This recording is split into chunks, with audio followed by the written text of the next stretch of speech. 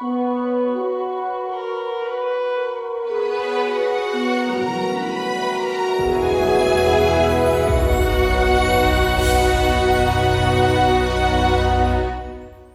некогаш инспирацијата се раѓаше како некој внатрешен отклик во човекот, денес креативноста е со еден клик на копчето и инстант брзи решенија.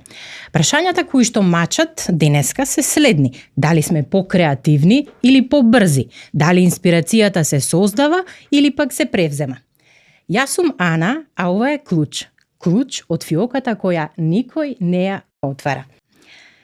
Со мене денеска е Маја Димитриевиќ, маркетинг специјалист, која што повеќе од 25 години работи во областа на маркетингот. И заедно со нејзе ќе откриеме тајната каде е сокриен клучот на вашата инспирација. Ќе ја откриеме? Па затоа сме тука. Како си, Маја? Како се чувствуваш? Па супер, многу убава тема, многу убав наслов и баш едва чекам да почнеме искрено. Ајде. Толку многу мислам дека може да се збори на темава, но ајде да почнеме. Клучно нешто во областа во која што работиш се инспирацијата и креативноста. И јас сега сакам да те навратам на периодот на почетоците твои, на твојата професионална кариера, да споделиш еве како било тогаш, од каде црпевте инспирација, од каде добивавте идеи, како креиравте.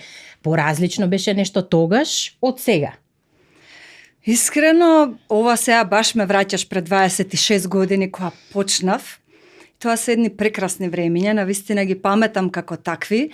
Имав привилегија да работам со едни од најдобрите креативци во државата и на Балканот и пошироко. Ја почнав мојата кариера како маркетинг специјалист во една од најдобрите маркетинг агенции. Ја почнав буквално од факултетот, идов таму и ништо не знаев, а многу сакав да работам маркетинг, токму ради таа креативност. Сакав работа која што ќе биде креативна, не сакав некоја монотона работа, имам завршено економски факултет, но не сакав нешто сметководство, нешто такво. Да седиш у канцеларија, нешто и да стварам, нешто да се креира, да се ствара.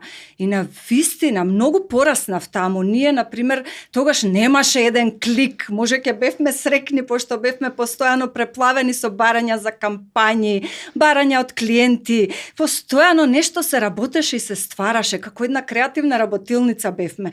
И ги паметам најубавиот дел од се ми беше во тие брейнсторминг со станоци.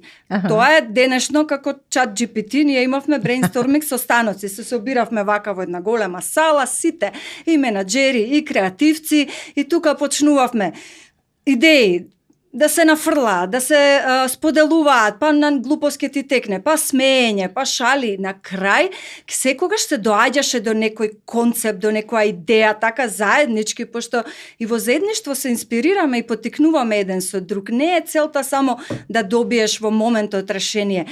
Знаеш ли кое ми беше најубавото чувство во сите овие години на стварање во маркетингот и потоа кога работев во друга компанија исто како менаџер маркетинг, она чувство дека создаваш нешто, дека креираш нешто ново. Многу работи ми поминале, од создавање на нов производ, до име, до етикета, да не должам. Меѓутоа, тоа чувство кога создаваш нешто ново, кога осмислуваш нешто ново, па уште и тимски, кога работите заедно, еден кажал, друг кажал, и после се го гледаш некаде во маркет, на полица, тоа што си го создал, или некаде на телевизија кампања, навистина ти носи едно внатрешно задоволство, една исполнетост. И мислам дека така напредуваме и растеме. Јас искрено така се изградив. Да го правевме тоа со копче, мислам немаше да се изградам, ќе затупев. А вака, мислам дека таму се изградив за потоа сето тоа искуство, знаење да го применам во нашиот бренд, фамилиарен бренд, кој што беше еден од познатите, најуспешните брендови во спортот и во Македонија и во Балканот. Навистина тоа ми помогна. Така. А од каде доаѓа инспирацијата и креативноста на човекот? Па, доаѓа како, порано не знаев, доаѓа како еден наплив. Сите имаме некоја способност која што ни е дадена, од Бога ни е дадена и креативноста, и таа визуализација, одеднаш да ти дојде некоја слика. Не знам, например, верувам, може и тебе ти се случило, или еве на гледачите, например, сакаат, купуваат нов стан и одеднаш во главата има слика како сака да му изгледа, каков стан бара, како да го уреди, или не знам, некој дизајнер. И мене ми се случило да точно знам, слика имам што сакам и што барам. И тоа е способност која што ни е дадена од Бога, да креираме, да замислуваме. Инспирацијата од таму доаѓа. Мислам, немаше никаков друг начин, пошто ти доаѓа како некој наплив во срцето, го осеќаш одеднаш. Искра, клик. Искача. Мислам, баш онака. Само моментот. Така. И се нафрлаат, мислам, идеи, и потоа се бира, нели? Најдобрата. Да. Дали мислиш дека сегашниот начин со постојаното тоа користење и подпирање на алатките на вештачката интелигенција, кое што е многу поразлично од она кое што сега ти нели ни го сподели, ги прави луѓето да бидат мрзливи во размислувањето?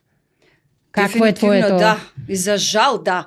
Затоа што мислам, искрено, ние не сме створени да бидеме пасивни, мрзливи, да се подпираме на некои готови алатки. Да, сигурно се создадени со некоја цел, како и се друго. Дали е кола, дали е машина, еве, за перење. Добро е што имаме, замисли да перевме на раце денес. Некои работи навистина стварно ни служат да ни го олеснат животот, секојдневието, да имаме повеќе време за себе, за фамилијата, за одмор и слично. Да, меѓутоа, конкретно за вештачката интелигенција, сметам дека дефинитивно не прави помрзливи во размислувањето, а многу е клучно да размислуваме и мозокот постојано да работи.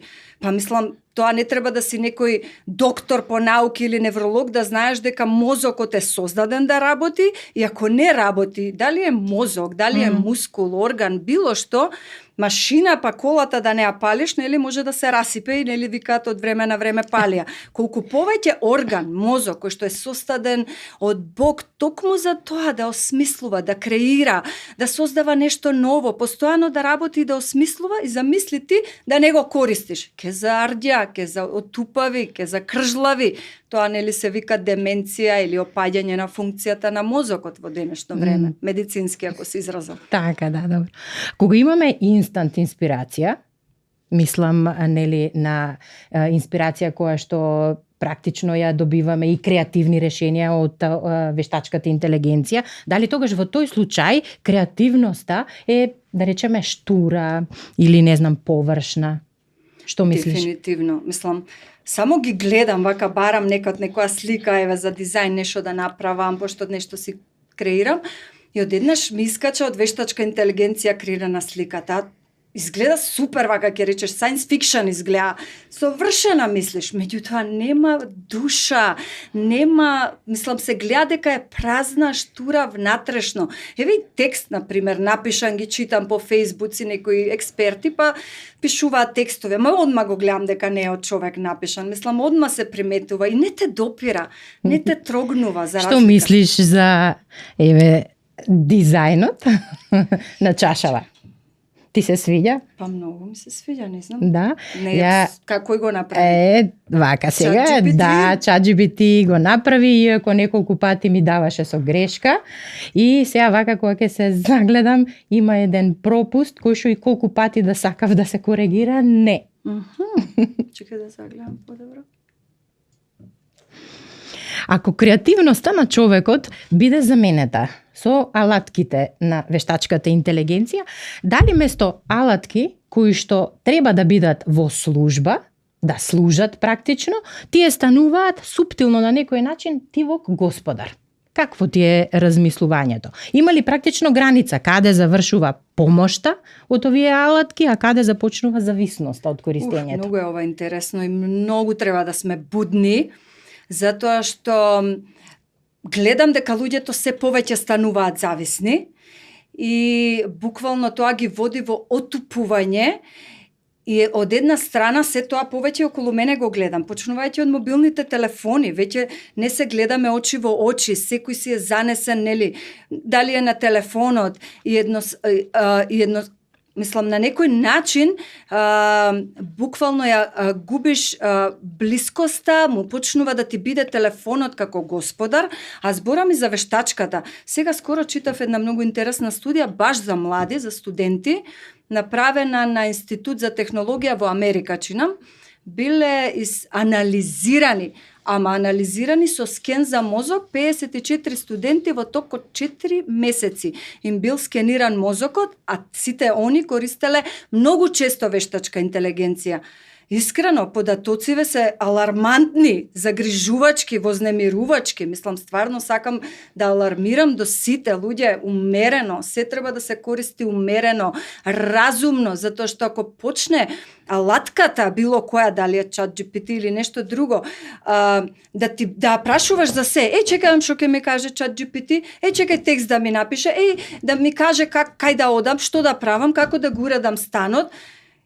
Ти нема воопшто да размислуваш, ке ти стане господар, а на она од кој што си зависен, а ке станеш зависен, тоа на тоа му робуваш и станува твој господар, и тоа е многу опасно, многу опасно. Еве студијата кажа дека за 47% им опаднала функцијата на мозокот, значи има когнитивна атрофија на мозокот или пропаѓање на мозокот, оштетување луѓе, 47% мозокот им бил оштетен на тие студенти. Значи, се што е претерано во животот, се може да биде штетно.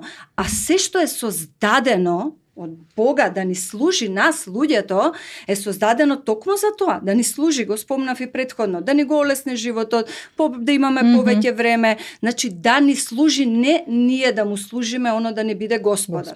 Да. Но ако се земе во предвид дека се помасовно почнува да се користи вештачката интелигенција, дури таа почнува да се распространува полека и во сите области, во сите професии. За жал. За жал, се повеќе читам. Скоро слушнав податок дека во Македонија во образованието ќе се воведе вештачка интелигенција. Мислам дека тоа стварно е страшно. Ние знаеме дека мозокот на децата, поготово во малата возраст, се развива, и јас, пошто сум пред 3 години баба, многу следам на оваа тема, морам да кажам, кој што прави само им праќам на синот и на снаата инфо поврзани на оваа тема за да внимаваат, и многу се радувам кога он игра скока, пошто знам дека на тој начин спортува, дека му се развива мозокот. А читам од друга страна на сите оние што младиве, децава користат телефони и на пример дека и мозокот им се забавува, не пројавуваат емпатија, немаат љубов за другите, стануваат навистина поинакви. Навистина сметам дека е многу опасно ако дозволиме тоа да се случи, затоа што во образованието, еве ова што го кажав, јас учев кога учествува во создавањето. Ако младите уште од сега почнат, уште од мали, уште од школа, студенти или се основни лице, да користат готови решенија со еден клик и не го вклучуваат мозокот, како они ќе напредуваат и во животот, зборам, и професионално, како ќе се изградуваат, ќе бидат зависни, некој друг се да им прави и решава во животот. Ако претходно било ало мамо, како ручекот, сега имаш клик и ќе ти каже решение. Како. Инстант решение. Како да го сготвиш. Или како да си го организираш часот пред учениците. И тоа има, да. Тоа сакав да прочитав скоро, многу интересно, ме загрижи искрено. Една наставничка или професорка во школа се жалеше, баш беше на Facebook некаде, се жалеше дека наставниците се соочуваат со голем предизвик сега, дека не можат наставата повеќе да ја изведуваат на вообичаениот начин, затоа што на децата научени нели на телефонот се овреме нешто да им светка, и они сега бараат да им биде интересно и забавно дури на часот. Мислам, тоа е страшно. Или па еден друг ми кажа, професор на стоматологија, ми кажа дека наставниците веќе ги снижуваат критериумите за оценка на студентите за мисли, зашто никој не може да го достигне. Сите учат преку ChatGPT, никој не анализира материјал. По 500 страни сме учеле учебник. Учи, анализирај, памти, размислувај. Во контекст на ова, неодамна прочитав една статија каде што велеше дека вештачката интелигенција практично не се обидува потполно да ја копира човечката интелигенција, туку оди во насока да развива посовремени и поуникатни начини за решавање на проблемите кои што дури може да бидат и поефикасни од човечкиот пристап. Исто, пошто мислам доста следам на оваа тема, скоро прочитав студија дека токму функцијата на диагностицирање на доктори кои што диагностицирале канцер им се намалила користејќи вештачка интелигенција, затоа што станале зависни и потоа сами кога пробуваат да диагностицираат им се намалува способноста. Значи автоматски имаш инстант решение, а твојата способност која што ни е дадена од Бога за да ја користиш за некоја добробит, да ја развиваш, да ја употребуваш, секогаш има цел зашто ни е дадена, ти ја запоставуваш и таа се намалува негде во втор план доаѓа, зашто ти се потпираш на некои брзи инстант решенија. Ја разбирам, во такво време живееме динамично, луѓето сакаат брзо, дај кажи, дај да кликнам да ми заврши работа, меѓутоа стварно ќе оттупиме како луѓе, човечкиот дух така ќе ни се угнети, затоа што ние сме создадени, искрено сме создадени според Божиот образ. Бог е креаторот на се што постои и тој е совршениот креатор. И ако не создал он по негов образ, тоа значи и ние треба да бидеме креатори, создавачи, осмислувачи на нешто ново, да менуваме реалноста. И која е поентата иначе на нашето постоење ако само на еден клик се потпираме? Еве сега се прашував, сега ми дојде. Ама што е тогаш поопасно? Да немаш никаква идеја или да имаш повеќе такви инстант готови идеи? Што мислиш? Какво ти размислам? Да немаш идеја у моментот, ама ако си побараш од вистинскиот избор, секогаш ќе ти даде. Ама ако побараш нормално, со вера ќе ти даде, секогаш ќе ти даде. Подобро да немаш отколку да користиш, затоа што мислам дека дури некогаш и идеите, дали се вистинските, дали се недобрите од инстант решенијата, не може да бидат оригинал. Интересни размислувања, од каде ги научи, од каде ги практично можам да забележам дека правиш една паралела помеѓу сегашноста, помеѓу науката на некој начин и духовноста.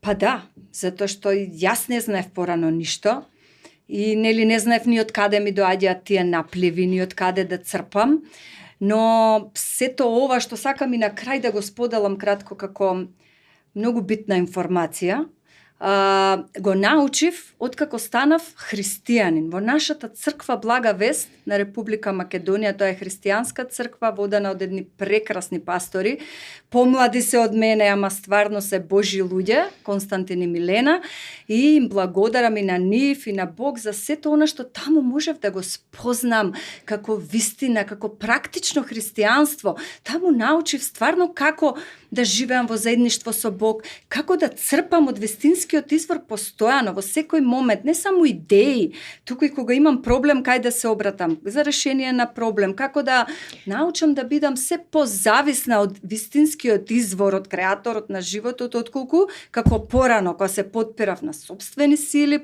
порано беше се сама, се можам, рационален ум, еден стрес, една нервоза, постојано бев нешто под стрес, постојано бев многу рационална, перфекциониста, контролор. Искрено, порано јас не знаев ни да пишувам, не бев креативен тип, морам да кажам. Иако се запосли во маркетинг агенција, не бев некој креативен тип. Другарка ми најдобра се ми ги пишуваше. Мора со врски да си се запишала. Со врски. Никако. Да си... Тоа исто беше, толку сакав што Господ ми ја исполни желбата на срцето, стварно беше така. Ама јас работев во другиот дел, во менаџерскиот дел, не во креативниот, ама учествував. Да. Така да затоа, ама сега, значи тогаш ти викам, текстови, најдобрата другарка по македонски дојде ли писмена домашна другарка ми. Камера, вака сега, да не видам. А сега чудесно, откако искусив нешто што на друго место не сум го искусила, таму искусив крштевање. Во Светиот Дух, и тоа ме преплави, тоа баш ме поврза со изворот на животот и на сите идеи од каде што можам да црпам, и сега на вистина тоа го правам постојано. И сега сум, например, на социјалниве медиуми, како ќе си поминам, нели, време со Бог, ќе се поврзам со изворот. Знаеш, тоа е како една, можам да го споредам како еден телевизор, не знам, за да биде попрактично и поедноставно кажано, телевизорот за да емитува слика, екран, програма, преку антената се поврзува со некој сателит од кај што црпи. Па тоа е. Сателитот би му дошло Бог символички, не го споредувам. Антената би му дошла тој Божиот дух преку кој што ние се поврзуваме со Бог, а ние сме тој телевизор. Значи тука доаѓа сликата. И сега, например, кога ќе се поврзам со изворот, вака како клик ми доаѓа текст, го зијам телефонот, го куцам, одма го пишувам, одма го објавувам. Кога ќе се свртам наназад, сикам, леле, кој го напишал текстов? Не сум ја, не ме бива така. Било шо, за дизајн ли е, видеа снимам, порано одбивност од камера, сега снимам видеа.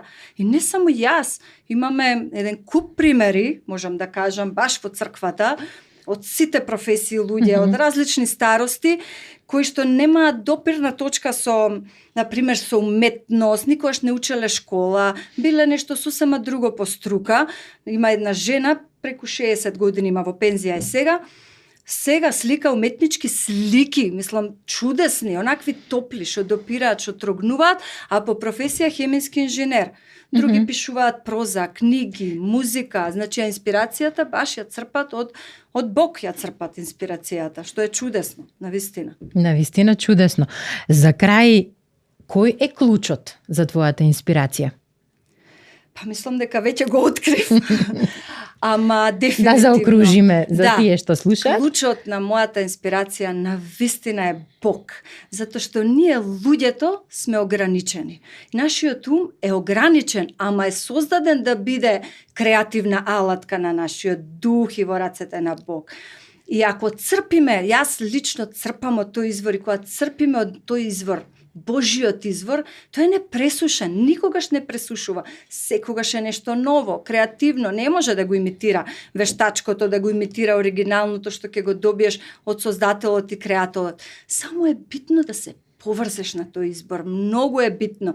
Не може ниту една вештачка интелигенција да го замени, да ја замени таа мудрост, знаење и креативност на Бог. Не може. Јас тврдам дека не може и стојам на тоа. Навистина. Навистина. И само ќе додадам за сите кои што слушаат, клучот за твојата инспирација зависи дали ќе го отвориш срцето или алгоритмот, брзината или суштината. Довидување до следниот клуч.